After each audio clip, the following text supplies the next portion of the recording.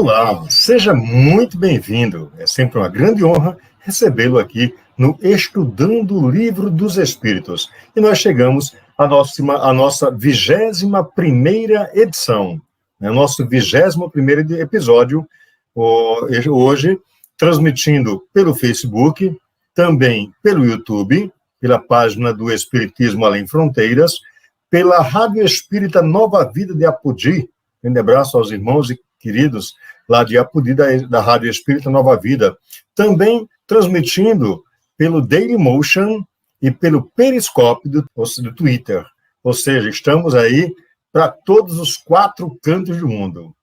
E no programa de hoje, no episódio de hoje, eu tenho a grata satisfação de receber uma pessoa muito querida, lá da minha querida terra do Açu, né? A minha querida irmã Khadija Paiva. Seja bem-vinda, minha querida. Que honra tê-la conosco aqui no Estudando o Livro dos Espíritos.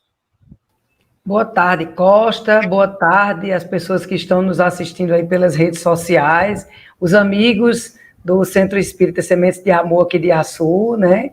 E dos demais centros aqui da nossa região, Seridó, Mossoró, essa região toda aí. E é um prazer imenso poder aceitar seu convite e colaborar de alguma forma, né, com o estudo aí da doutrina espírita, o livro dos espíritos. Coisa boa, minha querida irmã. Então, a gente já convida a todos vocês também, neste momento, para acompanharmos do livro Vinha de Luz, da psicografia de Francisco Cândido Xavier, a leitura Vê Como Vives. E chamando 10 servos seus, deu-lhes 10 minas e disse-lhes: negociai até que eu venha. São palavras de Jesus, relatadas por Lucas, no capítulo 19, versículo 13. Emmanuel nos traz a seguinte reflexão: com a precisa madureza do raciocínio, compreenderá o homem que toda a sua existência é um grande conjunto de negócios espirituais e que a vida em si não passa de um ato religioso permanentemente, com vistas aos deveres divinos que nos prendem a Deus. Por enquanto, o mundo apenas exige testemunhos de fé das pessoas indicadas por detentoras de mandato essencialmente religioso. Os católicos romanos rodeiam de exigências os sacerdotes, desvirtuando-lhes o apostolado. Os protestantes, na maioria, atribuem aos ministros evangélicos as obrigações mais completas do culto. Os espiritistas reclamam de doutrinadores e médiuns as supremas demonstrações de caridade e pureza, como se a luz e a verdade da nova revelação pudessem constituir exclusivo patrimônio de alguns cérebros falíveis. Urge considerar, porém, que o testemunho cristão no campo transitório da luta humana é dever de todos os homens, indistintamente. Cada criatura foi chamada pela providência a determinado setor de trabalhos espirituais na Terra. O comerciante está em negócios de suprimentos e de fraternidade. O administrador permanece em negócios de orientação, distribuição e responsabilidade. O servidor foi trazido a negócios de obediência e edificação.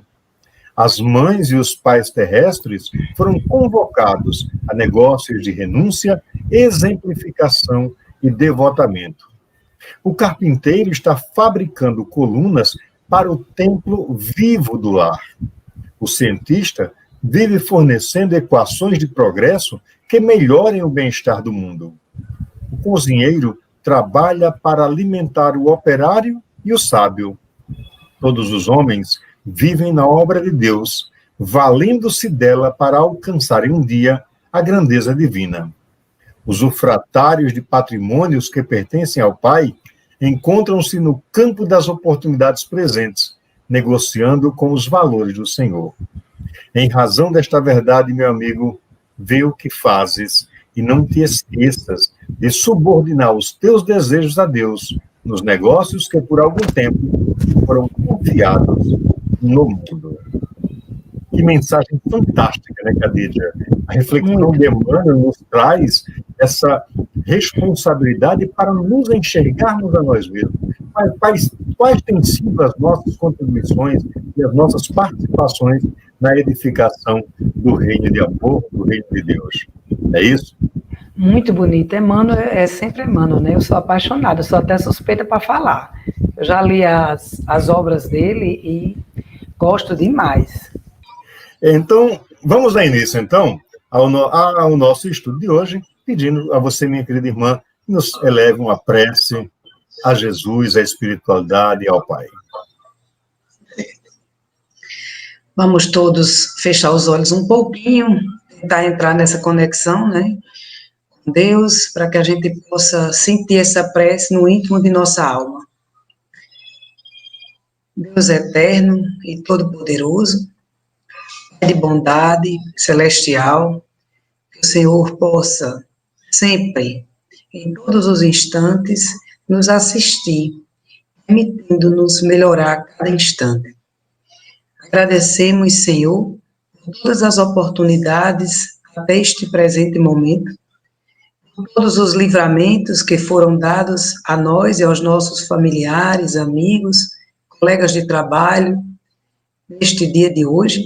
Agradecemos o alimento, a nossa mesa farta, né? O nosso trabalho. Agradecemos os amigos, os familiares, que o Senhor nos permitiu fazer parte. Agradecemos também por todas as oportunidades que tens nos dado em nossas vidas de melhorar e de evoluir através da tua palavra, dos teus ensinamentos e do amor incondicional que nos assiste a todos os instantes. Tenhamos um momento de muita paz, uma reflexão profunda sobre as questões que vão ser discutidas neste momento, estudando o Livro dos Espíritos, e que o Senhor possa nos abençoar esta noite e a todos aqueles que estão fazendo parte deste momento junto conosco, nos assistindo, assim seja. Então, vamos dar início ao nosso estudo de hoje. Hoje nós chegamos ao campo das percepções, das sensações e sofrimentos dos espíritos. No último episódio, né, nós falávamos sobre a questão da erraticidade, da vivência no mundo espiritual, e hoje nós damos sequência ao estudo a partir da questão 237, que pergunta: uma vez de volta ao mundo dos espíritos, conserva a alma as percepções que tinha quando na Terra? E a resposta que a espiritualidade nos traz é sim, além de outras de que aí não dispunha, porque o corpo, qual véu sobre elas lançado, as obscurecia. A inteligência é um atributo que tanto mais livremente se manifesta no espírito, quanto menos entraves tenha que vencer. Muito interessante isso, porque nos traz, né, Khadija, a percepção de que o corpo, apesar de ser uma grande dádiva divina, ele é, para o plano espiritual, ele é um limitador das nossas ações, né? É um limitador, e meio que encobre muita coisa que a gente acaba não tendo percepção, exatamente por conta do corpo, né? Por estarmos encarnados. Exatamente. É bem interessante. Eu acho que pela densidade do nosso corpo, né? E também pelo fato de que aqui a gente tem uma, vamos dizer assim, uma vida, Costa, num mundo totalmente diferente do mundo de lá. Nossa visão aqui ela é muito limitada. Totalmente limitada. Diferente de quando a gente está na erraticidade, que a gente já tem uma visão mais ampla, inclusive das nossas falhas. Verdade, viu? A gente consegue parar assim, nossa, mas que bobagem eu fiz aquilo ali, vou tentar corrigir para não fazer de novo, né? Dando sequência, a questão 238 indaga o seguinte: são ilimitadas as percepções e os conhecimentos dos espíritos? Numa palavra, eles sabem de tudo? E a resposta é: quanto mais se aproximam da perfeição, tanto mais sabem. Se são espíritos superiores, sabem muito. Os espíritos inferiores são mais ou menos ignorantes acerca de tudo. E com isso, com essa resposta, desmistifica-se aquela ideia, que ainda existe uma ideia popular, de que você desencarnou, vou usar o termo mais popular, você morreu, né? Você passa a saber de tudo. Então, é como se tivesse o conhecimento ilimitado, né? E a espiritualidade vai nos trazer que, peraí, essa percepção, lógico, o corpo deixa de influenciar na percepção, mas ela é adequada ao nível que nós já evoluímos.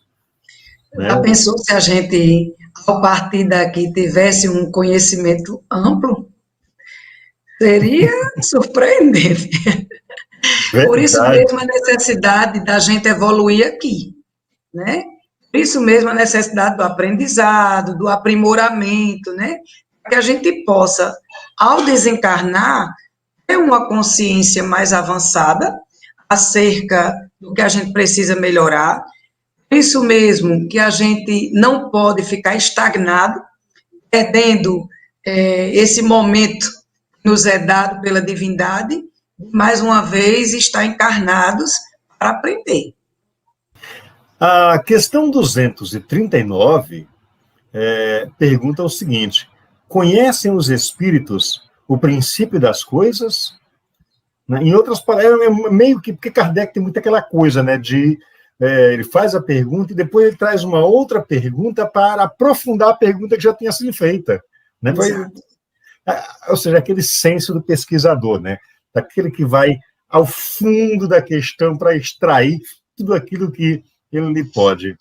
E aí os espíritos respondem para ele conforme a elevação e a pureza que hajam atingido. Os de ordem inferior não sabem mais do que os homens. É verdade. Eu comparo isso aí, Costa, por exemplo, a gente costuma rezar, né, fazer nossas orações. Aquelas pessoas que estão mais distantes dessa conexão com a divindade, elas muitas vezes acham que determinada coisa não acontece, isso não é real, é invenção, fulano não ouviu isso. Cicrano não tem esse poder, Beltrano não consegue, né, adivinhar nada. Quando, na verdade, essas faculdades, elas estão inerentes a nós. Só que para que a gente possa desenvolver, eu preciso ter uma conexão com o meu eu, com a minha divindade, que está presente em mim. Quanto mais eu me aproximar dela, dentro de mim, a saída é para dentro, quanto mais eu me aproximo, mais consciência eu amplio, mais conhecimento eu ganho e, consequentemente, acabo acessando outras coisas que muitas pessoas não acessaram. E acho que a grande chave para abrir essa porta, né, essa porta de reentrar para dentro de si mesmo, é pela prece.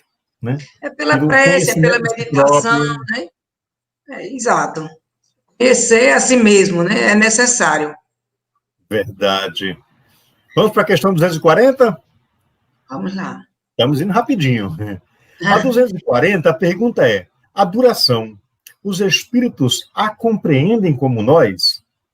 E Kardec faz essa pergunta e a resposta é não. E daí vem que nem sempre nos compreendeis quando se trata de determinadas datas ou épocas. Kardec faz um comentário que, antes da gente comentar, eu gostaria de ler esse comentário de Kardec. Ele diz o seguinte: os espíritos vivem fora do tempo como o compreendemos. A duração para eles deixa, por assim dizer, de existir. Os séculos para nós tão longos não passam aos olhos deles, espíritos, de instantes que se movem na eternidade. Do mesmo modo que os relevos do solo se apagam e desaparecem para quem se eleva ao espaço. Interessante a gente observar isso, porque a ideia é assim, tá, mas o que é 100 anos para a espiritualidade? Né? O que é 100 anos para a materialidade? Certeza. A gente aqui é na verdade, 100 anos é uma eternidade. Para a gente aqui só falta não acabar. Mas para eles lá, certamente se passa no piscar de olhos, né? Até porque, quer dizer, no mundo espiritual, quanto mais elevado, quanto mais purificado, quanto mais espiritualizado o espírito é, né, a comunicação, a percepção se dá pelo pensamento, tudo é a velocidade do pensamento, né? Exato. Por exemplo, um espírito sai de nosso lar e vai para Andrômeda só no pensar, né? Lógico que aquele que não adianta dizer o seguinte, eu estou na Terra, fiz um monte de besteira, falo mal do outro, eu sou invejoso, cultivo ódio, tenho raiva, né, procuro dar pernada em todo mundo para me dar bem de qualquer jeito, vou desencarnar e vou viajar à velocidade do pensamento. Opa, meu irmão, peraí, você não aprendeu a mexer com isso ainda? Porque ainda não se desvencilhou desses valores morais ainda decrépitos, ainda tão baixos, não é isso, Khadija? Exatamente. Costa, quando a gente começa a estudar essas questões, eu me pego muitas vezes pensando, como a maioria de nós não tem essa oportunidade de entender dessa forma. Como a gente chega nesse mundo e nada disso nos é passado. Não é passado pela maioria das religiões, não é passado pela maioria dos pais, não é passado pelas escolas, e algumas pessoas que têm não sei nem dizer se seriam pessoas que têm uma mente mais aberta, mas assim, que têm mais curiosidade, elas buscam respostas para aquelas perguntas que na maioria das vezes não se tem resposta. O que é que eu vim fazer aqui? Né? Onde é que eu vou? Como é essa questão de céu e inferno? Como é isso? Afinal, o que é pecado? O que é que não é pecado? O que é que eu posso? O que é que eu não posso? Então, assim, lidar com essas questões é algo difícil, não é fácil, exige conhecimento, né? E para que a gente possa conhecer, a gente precisa estudar. Estudar e estudar muito. Mas eu quero dizer que a maioria da humanidade, ela passa por tudo isso sem se dar conta de nada disso. É como se fosse normal, só viver mesmo. Um dia eu tenho raiva de alguém, um dia eu peço perdão, um dia eu faço bem, no outro eu faço mal e não tem nadinha. Porque não entendem. Ao partir daqui, o que a gente vai levar é tudo aquilo que o nosso espírito conseguiu conquistar e mais nada. Feita essa sua percepção e essa sua palavra que você traz para a gente. Ou seja, e a doutrina espírita nos traz a possibilidade desse autoconhecimento e nos chama continuamente a esse autoconhecimento, porque quando a gente se conhece, a gente se transforma, não é isso? A gente Exatamente, a encontra reflexão, né? Tem que estar refletindo sobre essas questões e não achar que é tudo banal, que é por isso mesmo e pronto. Porque eu vim para cá, passeio, eu estou aqui só de festas, e achar que a vida é só isso. Porque, assim, é algo tão grandioso, Costa, que não cabe na nossa cabeça achar que é tão simples como as pessoas fazem. verdade plena. E um detalhe, assim, e nessa percepção, a gente vai compreender também o quanto está nas nossas mãos essa percepção futura. Modificar, né? Isso aí. Exato, porque assim, a gente sai daquela cultura de que o meu destino eu entrego na mão de alguém que estudou para isso. Exato. Né? O meu futuro está nas minhas escolhas que eu faço a cada instante. Né? A doutrina espírita vai nos trazer, então, uma consolação tão grande, porque nós antes tínhamos a ideia de que se eu cometi um equívoco, cometi um erro, vou para o fogo do inferno, vou arder lá no caldeirão, dentro daquele panelão grandão, com o capeta lá com uns ferrinhos espetando. Né? E aí, exato. Então... mas a doutrina espírita vai nos dizer o seguinte: nós erramos, somos espíritos imperfeitos, somos espíritos de terceira ordem, somos espíritos num planeta ainda de provas e expiações, mas nós podemos fazer diferentes. Só depende de nós. Só depende de nós. E aí a doutrina nos traz, inclusive, esse caminho, esse modelo, essa percepção para onde seguir. Quando Kardec pergunta por qual modelo que a humanidade teria para ser melhor, né? E aqui eu estou parafraseando, não usando o termo literalmente como Kardec perguntou, a espiritualidade responde Jesus. Ou seja, é aquela história do que, se a gente seguir esse modelo, esse guia, essa orientação, e eu costumo muito chamar de farol do eu ser melhor, que chama-se Jesus, né? Eu não preciso transferir a outrem a responsabilidade pela minha transformação, até porque o outro não é responsável por ela, né? Muitas vezes o outro, sequer a transformação dele consegue acontecer, né?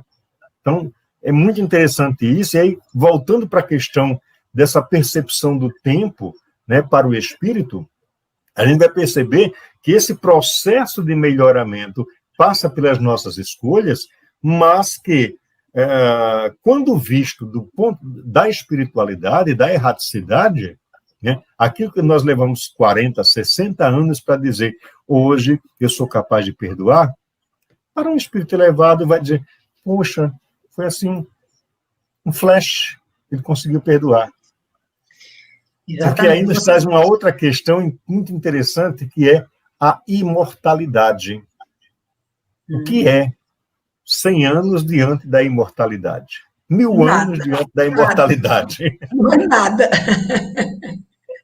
Você me fez lembrar de uma frase que, quando a gente concluiu, né, a minha turma concluiu o ensino médio, eu terminei meu ensino médio no Damas, em Campina Grande. E o Damas, quando eu estudei, já estudavam os dois sexos, né, homens e mulheres. Mas, antigamente, era uma escola tradicional, conhecida, daí o nome Damas, só se ensinava damas, né? E o nome permanece até hoje. É uma escola de padres e freiras. Enfim, quando eu terminei lá o terceiro ano, antigamente era científico, hoje em dia é ensino médio, a gente, ao fazer a foto final da turma, né, eram 3 turmas de terceiros anos, juntou todo mundo numa escadaria lá, e nós escolhemos como lema da turma a seguinte frase, você me fez lembrar dela agora, há muitos anos que eu não acessava esse conhecimento. A frase dizia lá, não acreditamos no destino porque acreditamos em nós. Fantástica. Saímos do ensino médio com isso. Então, assim, é tudo que você disse aí. Eu não posso acreditar que está tudo já determinado. Não, eu mudo a cada instante, de acordo com as minhas ações, de acordo com o meu pensamento. É tudo mutável, né? E nós estamos aprendendo sempre, desde que a gente se permita. Perfeito. Esse se permita, acho que é fundamental a gente pensar um pouco sobre isso, porque muitas vezes nós nos prendemos a determinados conceitos, e eu diria nem a tanto conceitos, mas a concepções sociais, e muitas vezes nós vamos reproduzindo modelos para atender o que esta ou aquela cultura social exige. Eu não posso fazer isso porque vão falar mal de mim, ou vão me ver com outros olhos. Mesmo que eu sofra e não tomar essa decisão, eu não posso fazer porque eu tenho que prestar satisfações à sociedade, ao meu grupo, à minha religião, à minha igreja, sei lá o quê. Né? Quando, na verdade, a gente percebe que... E aí eu vou trazer essa tua frase de novo, né? Assim, essa frase que você traz que é tão bela, né? Por favor, repete aí para mim. Não acreditamos no destino porque acreditamos em nós. E quando nós acreditamos em nós, nós transpassamos esses conceitos sociais e passamos a nos enxergar como seres capazes de construir e reconstruir a todo instante. Exatamente. E para construir e reconstruir, a gente tem, volto a dizer, um grande guia, um grande modelo, Jesus. Vamos então para a questão 241? Vamos lá. Os espíritos fazem do presente mais precisa e exata ideia do que nós. E aí, olha, aqui já peço que os espíritos que estão aí atendendo a codificação já estão assim, rapaz, esse cara está perguntando demais. Mas, na verdade, o objetivo de Kardec é como eu disse, ir a fundo e buscar o conhecimento mais profundo possível e na capacidade de conhecimento, porque também tem muita coisa que Kardec perguntou que a espiritualidade disse, olha, a gente não tem como responder isso porque vocês não compreenderiam. A linguagem de vocês é muito pobre, né? Então não há elementos de analogia. Mas a resposta que a espiritualidade traz para essa pergunta, se os espíritos do presente já fazem do presente mais precisa e exata ideia do que nós, e a resposta é, do mesmo modo que aquele que vê bem faz mais exata a ideia das coisas do que o cego. Os espíritos veem o que não vedes. Tudo apreciam, pois, diversamente do modo por que o fazeis, mas também isso depende da elevação deles. Ou seja, é dizer o seguinte, cada um vai ter uma percepção mais ampla de acordo com a sua evolução, né? Quanto eu já evoluí, quanto eu já busquei vencer as minhas animalidades, quanto eu já busquei derrotar aquilo que, ao longo do tempo, eu fui alimentando como ódio, rancor, inveja, egoísmo, orgulho, né? Quanto eu já abandonei disso? E à medida que eu me abandono isto, eu cresço para isso, eu amplio essa percepção, né? Então eu consigo ter uma percepção mais clara. E é interessante que no nosso mundo de encarnados, né, a nossa sociedade, ela vê de uma forma completamente oposta às respostas que os espíritos dão a Kardec, nos dão também, né? Aqui a gente entende que se de repente eu passo a perdoar tudo, eu sou uma besta, é muito tola, não leva nada em conta, não pode ser assim não, você tem que se valorizar, você tem que ser mais você é melhor do que os outros, não aceite não. Então assim, como a sociedade entende totalmente oposta, divergente do que na verdade tem que ser. Porque eu não estou aqui para chegar ignorante e voltar ignorante. Eu vim com uma finalidade, era ser lapidado. Infelizmente, como eu disse anteriormente, a grande maioria não sabe disso. Não tem acesso a isso. E a gente sabe que não tem acesso, não é nem porque realmente o acesso não chegou a ele, que às vezes até chega, mas ele ainda não está preparado nem sequer para permitir ouvir, atender um convite, porque ele ainda está totalmente, vamos dizer, imaturo para essas questões. Ainda não é nessa encarnação que ele vai se dar conta dessas questões, né? Ainda não é nessa encarnação. Então, assim, às vezes a gente tenta ajudar muito as pessoas, às vezes a gente até tenta trazer um estudo da doutrina, às vezes a gente é mal interpretado por estudar a doutrina, confundem com outras questões, né? Eu vivi isso dentro da família, eu já lhe disse isso, na época que a gente estudava o ESD, né?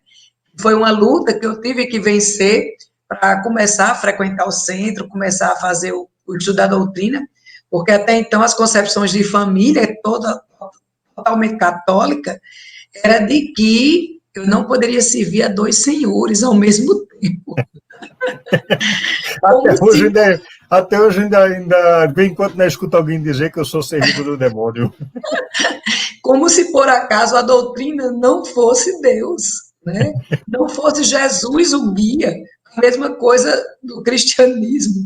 Então, assim, é muito interessante, realmente. E a gente sabe que é como você disse, as pessoas apenas vão escutando o que já vem de geração em geração anterior e vão apenas vão repassando às novas gerações, sem parar para analisar. Por que não pode? O que é que tem lá de tão perigoso que eu não posso frequentar? Eu vou me dar o luxo de ir um dia para ver. Mas não, diz, Deus me livre de botar os pés lá dentro. Entendeu? É por conta disso que realmente existe toda essa dificuldade, né, das pessoas ainda, infelizmente, de aceitarem as coisas. As pessoas se atrasam, né? Acabam atrasando o seu processo evolutivo por uma decisão unicamente sua, por não se abrir a conhecer outras perspectivas, a conhecer outros valores, a conhecer outras formas de estar em comunhão, e principalmente em comunhão com o mais alto, né? Exatamente. Hoje em dia, a gente percebe muito essas questões, por exemplo, no ambiente de trabalho, na política mesmo, né? Eu não me envolvo. Não me envolvo. Não é que a gente não tem o direito de falar, até tem, mas eu evito ao máximo, porque, assim, isso em redes sociais, isso dá muita briga. Então, eu penso assim, eu tenho minha opinião formada, certo? Posso discutir com alguém, sim, mas eu prefiro que isso seja feito ao vivo do que através de redes sociais, etc, etc. E Está até... insuflando, né? Insuflando, muitas vezes, egos, orgulhos, Exato. insuflando ódio, disseminando ódio, criando. Então, assim, eu sou muito da ideia, sabe, Khadija, de que a gente só colhe aquilo que a gente semeia. Se a Com gente plantar certeza. melancia, não vai colher jabuticaba de jeito nenhum. É Né? verdade, Costa. Então, assim, diante dessas questões, no ambiente de trabalho, por exemplo, que frequentemente tem discussões, né?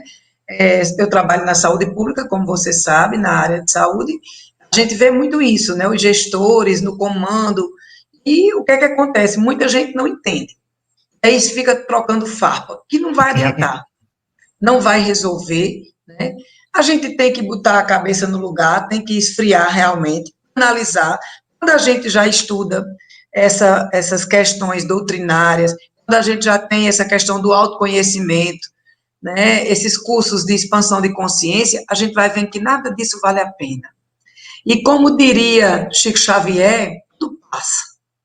Eu não vou perder tempo nem gastar meu latim numa situação que não vai ser modificada. Eu faço a minha parte sempre da melhor forma possível. E eu espero que cada uma faça a sua. Quando eu tiver a oportunidade de orientar, eu oriente, se ele quiser aceitar. Se não, cada um segue A seu escolha e caminho. decisão é dele, né? Exato. Não vale a pena criar um caso, né? É isso. Questão 242. Como é que os espíritos têm conhecimento do passado? E esse conhecimento lhes é ilimitado? Ou seja, nós, quando encarnamos, temos o esquecimento, né, que é uma grande dádiva. Sem Né? O dúvida. esquecimento da vida anterior é uma grande dádiva, e eu sempre gosto de usar aquele exemplo, né? Pensa dois inimigos ferrenhos, que um matou o outro lá na existência passada, e aí Deus, no seu infinito amor, vai e bota os dois como irmãos gêmeos univitelinos. Mas Nem que é diga isso? isso, que eu tenho um Deus está de caso. brincadeira? Hein? Eu tenho um caso aqui, né? São irmãos gêmeos. Bota lá como irmão gêmeo univitelino. Mas Deus está de brincadeira? Não, Deus está possibilitando que a relação de amor seja mais forte que a relação de ódio. Mas imagine se a gente se lembrasse que um matou o outro. Olha que um iria se envergonhar e o outro estaria vomitando ódio o tempo inteiro, na busca de Processo. vingança. Um processo. Né? Mas então, essa questão do passado, do conhecimento do passado, é bem assim, é muito parecida, ou diria que até igual, em relação à questão do futuro.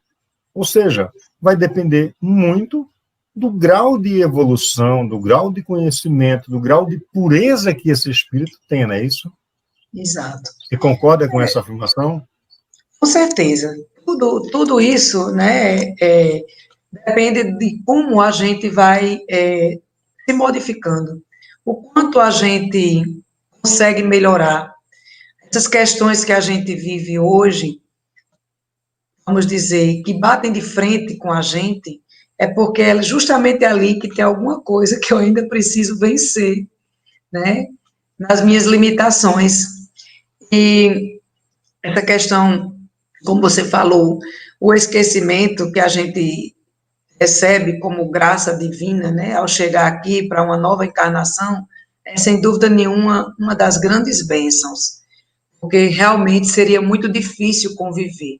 Daí porque não é permitido, ou talvez a palavra nem fosse permitido, não deve se procurar fazer regressão de memórias a não ser que seja com critério médico, né, e por profissionais realmente capacitados, porque você pode, de repente, acessar uma informação de alguém que vive com você como filho, como cônjuge, pai ou mãe, que vale trazer, ao invés de um benefício e uma melhoria, um grande problema.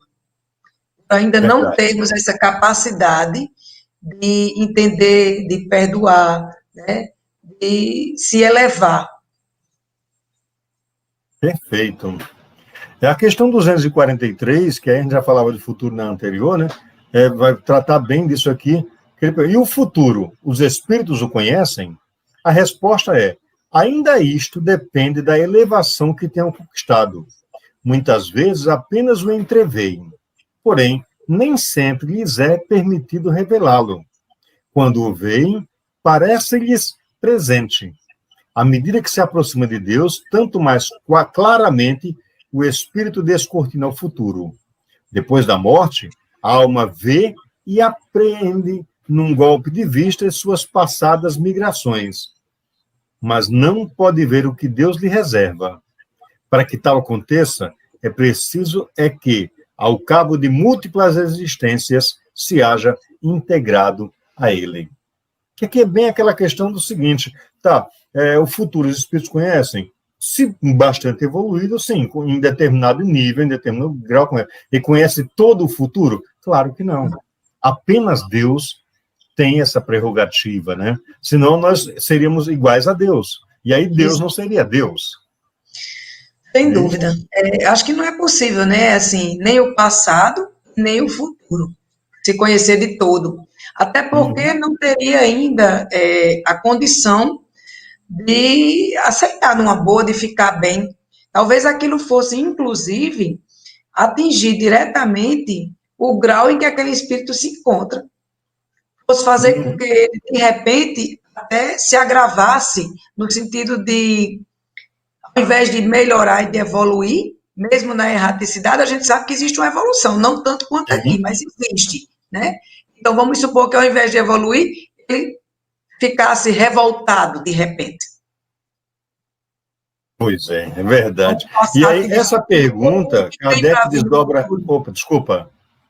Eu disse, ou com o que ele descobriu do passado, ou com o que tem para vir pelo futuro.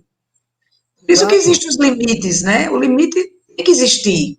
Tanto no presente, quando a gente conduz os filhos, tem que ter limite, tem que impor limites. No ambiente de trabalho, tem que ter limite. Em tudo tem que ter limite. Tudo. Não, senão vira o caos. Torna-se o caos. Né? Isso se a gente pensar, por exemplo, na questão do trabalho, por exemplo, numa sala que trabalham 5 pessoas e não haja limite, o trabalho vai degringolar. Agora, imagine isso levado à esfera da espiritualidade, sem limites. Né? Faltaria um elemento fundamental, Deus. Viraria um caos, né? O mundo ia se achar soberano. Pois é. A gente já se acha sem né, sem ser. Imaginem tendo essas possibilidades. Mas a questão 243, ela é desdobrada numa outra pergunta, que pergunta o seguinte: os espíritos que alcançaram a perfeição absoluta têm conhecimento completo do futuro? E a resposta: completo não se pode dizer. Por isso que só Deus é soberano, Senhor, e ninguém o pode igualar. Que é bem aquilo que a gente comentava, né? Somente Deus tem o conhecimento completo. Jesus, então, não tem o conhecimento completo? Não, Jesus não é Deus.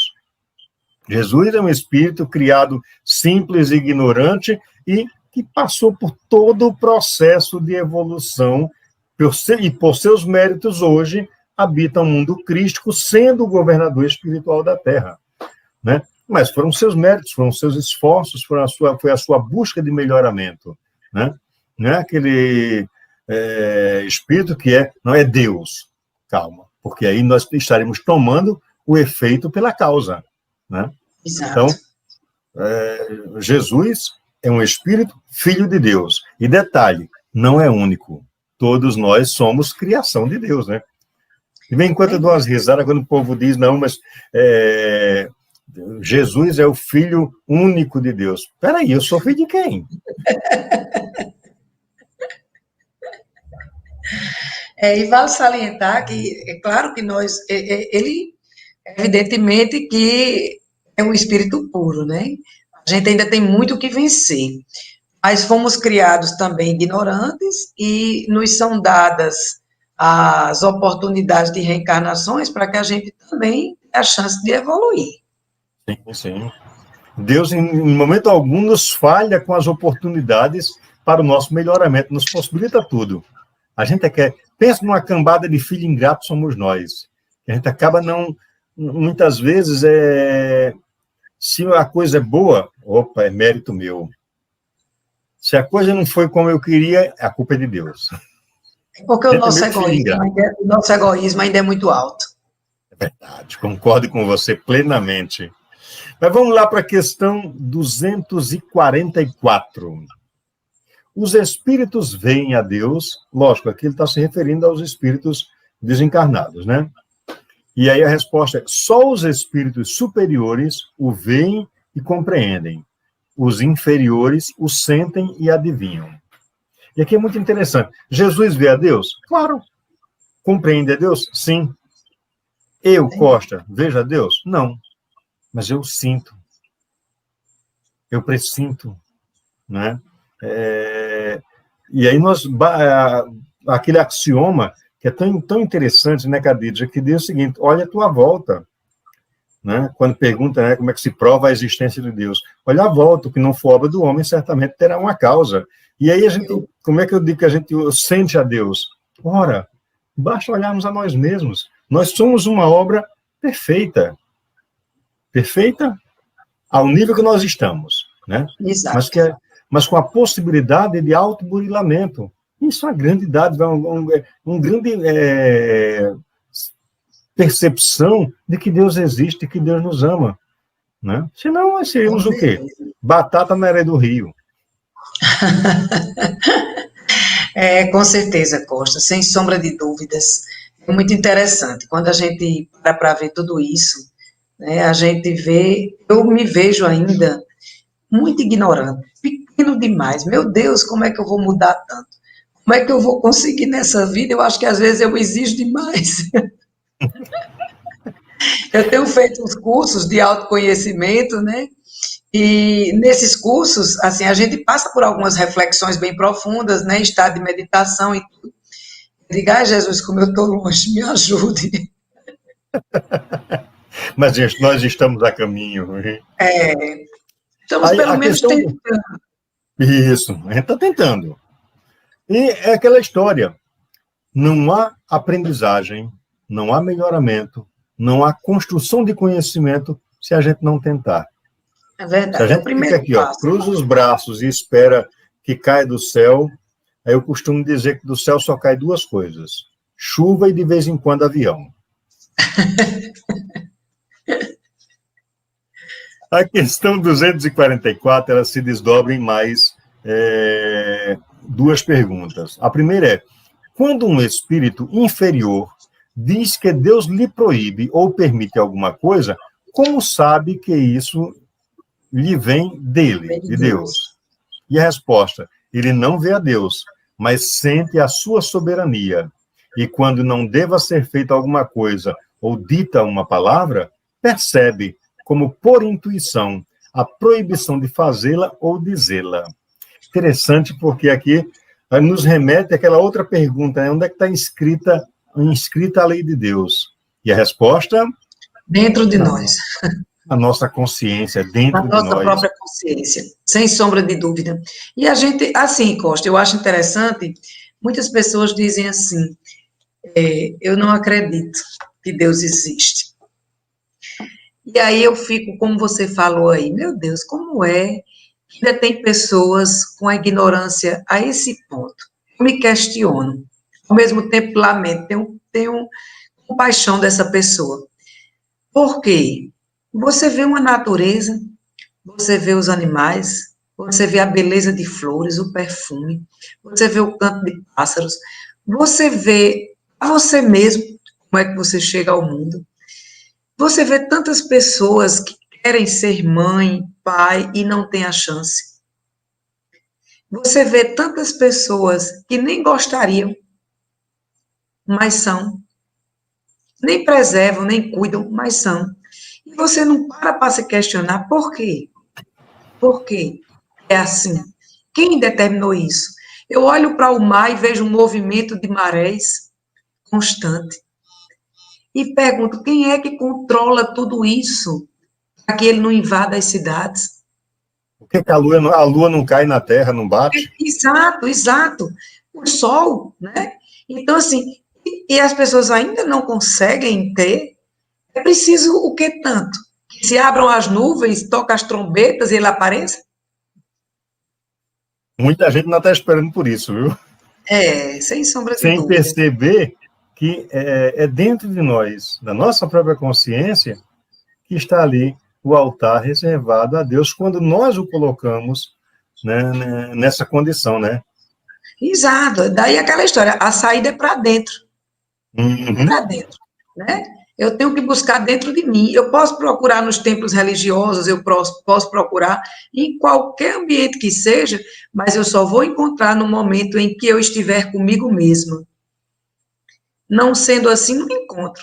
E daí porque as respostas para aquelas pessoas que têm estudado essa parte mais profunda do seu eu, né? As pessoas que são mais conectadas consigo mesma através de meditação e oração, aí porque elas conseguem alcançar esse patamar, vamos dizer assim, mais elevado, de uma sintonia, de percepções que a grande maioria não tem, de ouvir determinadas coisas, de ver, de receber orientações em sonhos. Por que que outros não têm isso? Porque não se aproximam, porque não dão a chance, porque não abrem as portas. Vem aquela historinha que o trinco, né? Uma vez foi pintado um quadro e essa pintura é famosa, não me recordo se foi, não me lembro se foi Van Gogh, Da Vinci, quem foi, e fez uma porta, né? Sem trinco. Jesus de frente, né? Uma porta sem trinco. E aí a pessoa disse, como é que ele vai entrar se não tem o trinco? Aí ele disse assim, mas o trinco não é do lado de fora, o trinco é do lado de dentro. Ele não pode aparecer na pintura. O trinco é do lado de dentro. Se eu não abrir, ele não entra realmente. Na verdade, ele está, mas ele não se apresenta, porque eu não dou chance. O nosso orgulho ainda fala muito mais alto, né, nessas Mas circunstâncias. Vamos então para a pergunta 245, que é bem curtinha. O espírito tem circunscrita a visão como os seres corpóreos? Ou seja, o espírito tem olho igual a gente tem? Igual o corpo humano tem, o físico tem? E a resposta, não. Ela reside em todo ele. Ou seja, o espírito, quanto mais evoluído, ele sente o entorno com muito mais clareza, né? Independente da questão do olho, né? Da existência de um olho. Ah, mas como é que eu vou ver sem olho? Será que o que vê realmente é o nosso olho? Ou o que verdadeiramente enxerga é o nosso cérebro? E transposto isso para a espiritualidade, né? O olho não seria tão somente uma ferramenta de ação dessa mente? exatamente. Vale salientar que as pessoas que não têm a visão física, elas conseguem ter uma dimensão muito maior, até por não ter a visão. Do mesmo jeito, daqueles que não têm audição, eles desenvolvem outras percepções muito mais nítidas do que nós, Uhum. Pois é. né? Quando lhe falta um dos sentidos, o outro, ele acaba sendo supervalorizado, ele acaba sendo superestimulado e você acaba tendo essas percepções.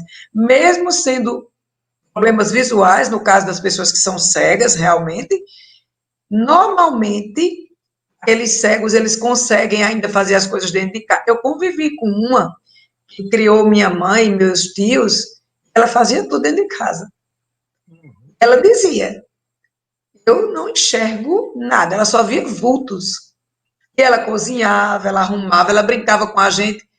Inclusive, eu acho que você se recorda de uma vez que ela ela compareceu no nosso estudo e você me deu um recado.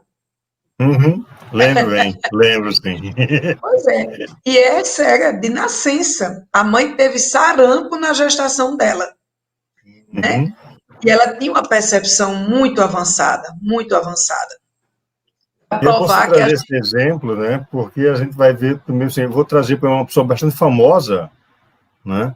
Que é Steve Wonder, o Pronto, cantor e músico Steve Wonder, né? Cego de exato, nascença e toca exato. 72 tipos de instrumentos diferentes com perfeição.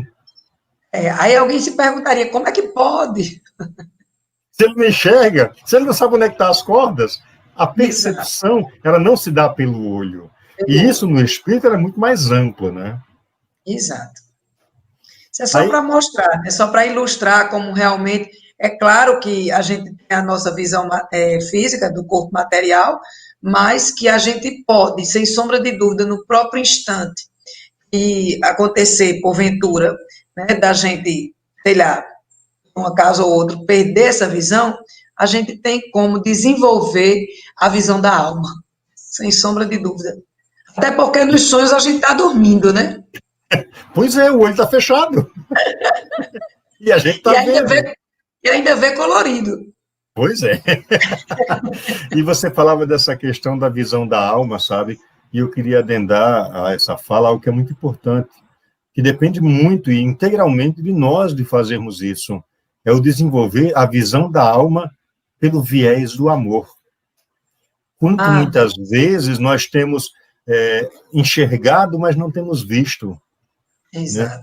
Quanto muitas vezes nós temos enxergado aquilo que nos é conveniente, mas não temos visto aquilo que eleva, aquilo que constrói, aquilo que transforma, porque nos falta o nervo óptico chamado amor, que faça essa ligação com o mais puro que há do espírito. E aí Eu, vamos eu acho negando espaços e negando oportunidades ao outro, e, na verdade, estamos negando a nós mesmos a possibilidade de nos permitir ser servidor do outro. eu acho que esse nervo ele tem uma raizinha chamada humildade. Quando a gente tem essa humildade, esse amor acaba se manifestando. Verdade. Eu acho que é o combustível para o amor, chama-se humildade. Né? Porque quanto mais você consegue perceber essa questão de ser humilde, de colocar-se no lugar do outro, do compreender o outro, do buscar essa, essa inter-relação com o outro, A empatia. a empatia, a colocar em prática aquelas 3 letrinhas, aquele códigozinho maravilhoso chamado BIP, né? Bondade para com todos, indulgência para com as imperfeições alheias e perdão das ofensas, a gente espraia esse amor de maneira muito, muito completa dentro da nossa possibilidade, que o que nós conhecemos de amor ainda é muito pequeno, microscópico, ante o que realmente o amor é. Se nós pensarmos a compreensão, se você me perguntar, ou alguém me perguntar, como é que é o amor no mundo crístico? Eu não sei. Como é que é o amor no mundo de regeneração? Eu não sei. Eu ainda estou num planeta de provas e expiações. Ainda sou um espírito de terceira ordem. Mas antevejo, pelo conhecimento que a doutrina espírita nos traz, por aquilo, pela revelação consoladora que essa doutrina nos traz, de que esse amor é transcendente às minhas imperfeições e ao meu orgulho, ao meu egoísmo. É algo tão grandioso que eu acho que, por mais que a gente se esforce, a gente não consegue mensurar como pode ser. Nós ainda não temos essa capacidade. Deve ser maravilhoso sentir, ver, viver num mundo desse, mas a gente acho que está muito longe. Não dá realmente nem para a gente imaginar ainda. Mas vamos trabalhando, vamos trabalhando. A questão 247 pergunta o seguinte: para verem o que se passa em 2 pontos diferentes, precisam transportar-se a esses 2 pontos? Podem, por exemplo, ver simultaneamente nos 2 hemisférios do globo?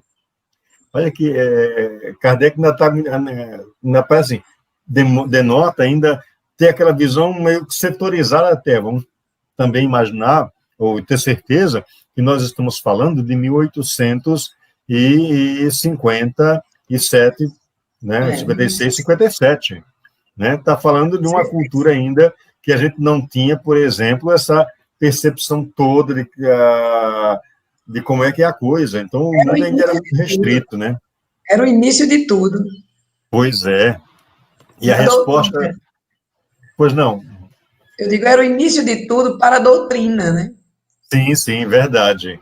A resposta que os espíritos nos trazem é: como o espírito se transporta onde queira, com a rapidez do pensamento, pode-se dizer que vê em toda parte ao mesmo tempo.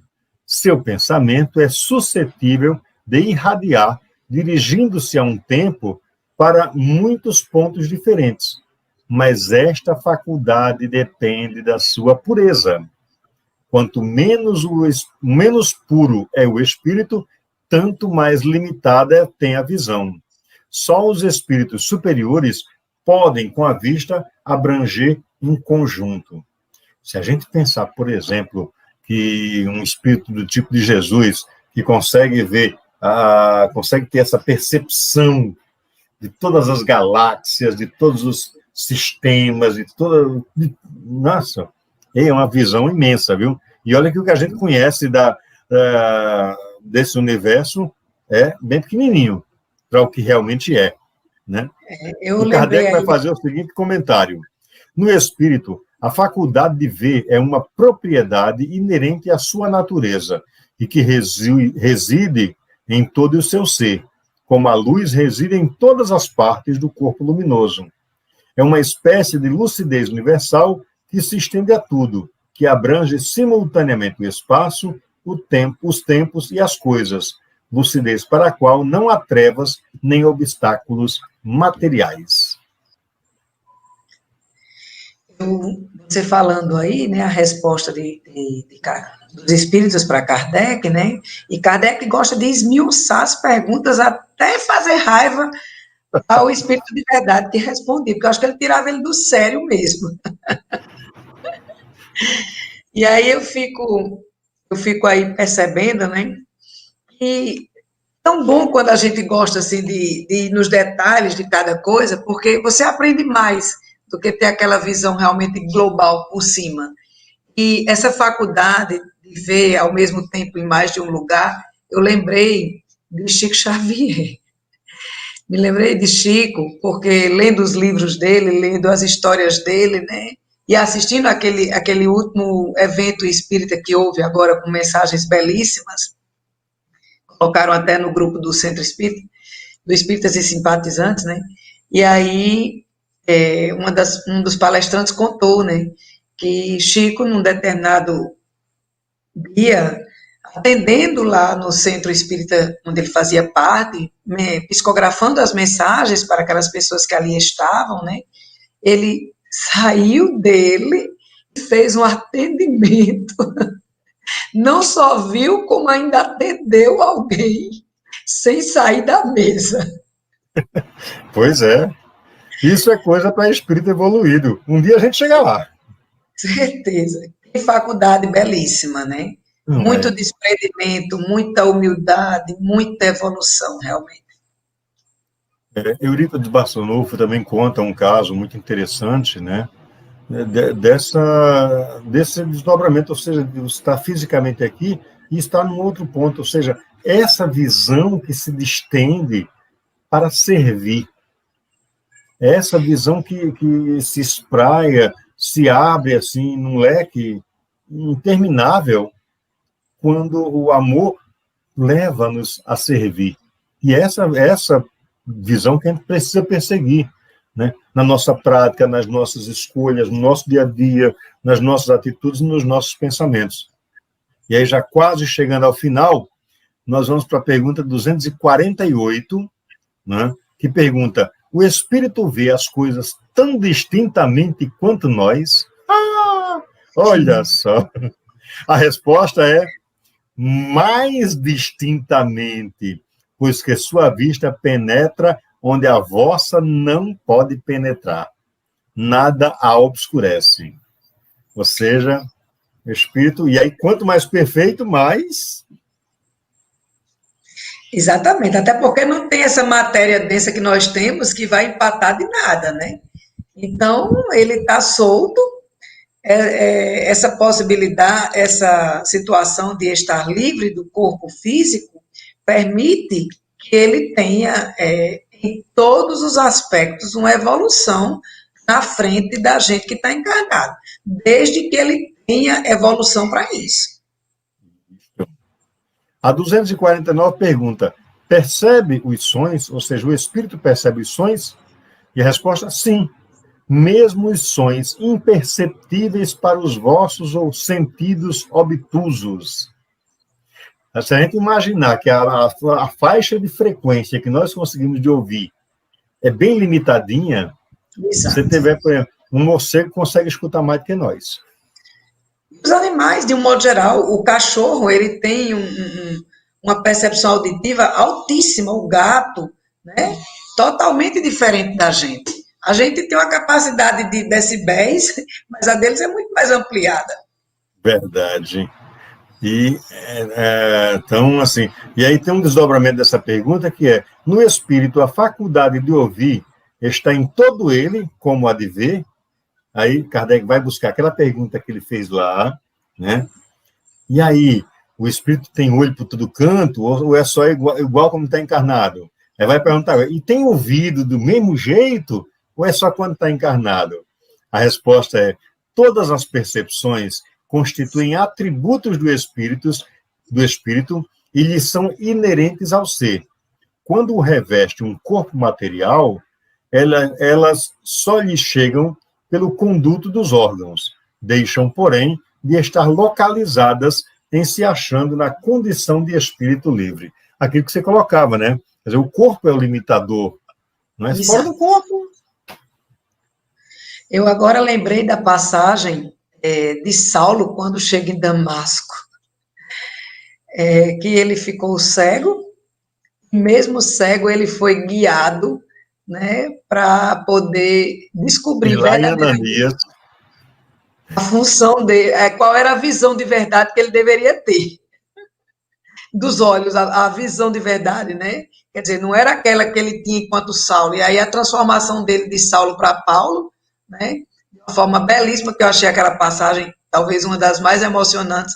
O livro tem cada uma melhor do que a outra, mas aquela ali fez arrancar lágrimas.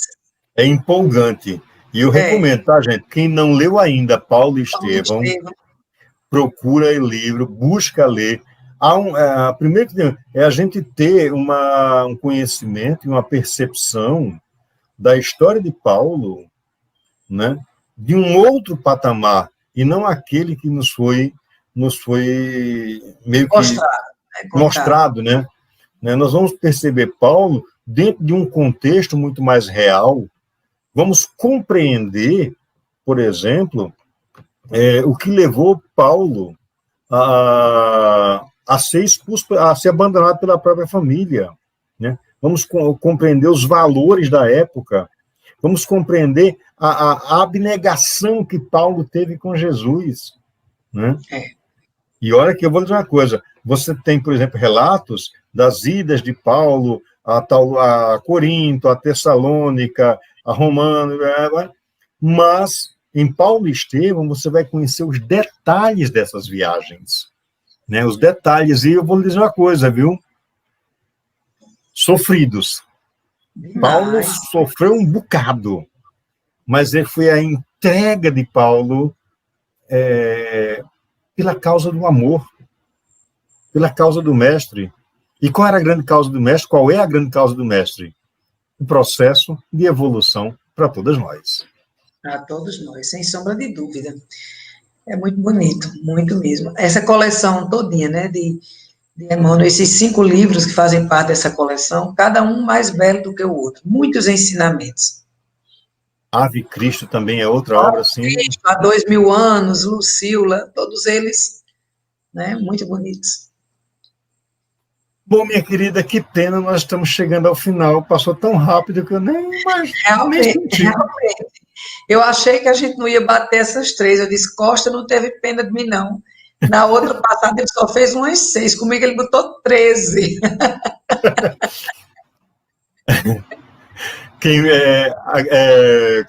Como é que é? Quem muito sabe, muito mais pode contribuir.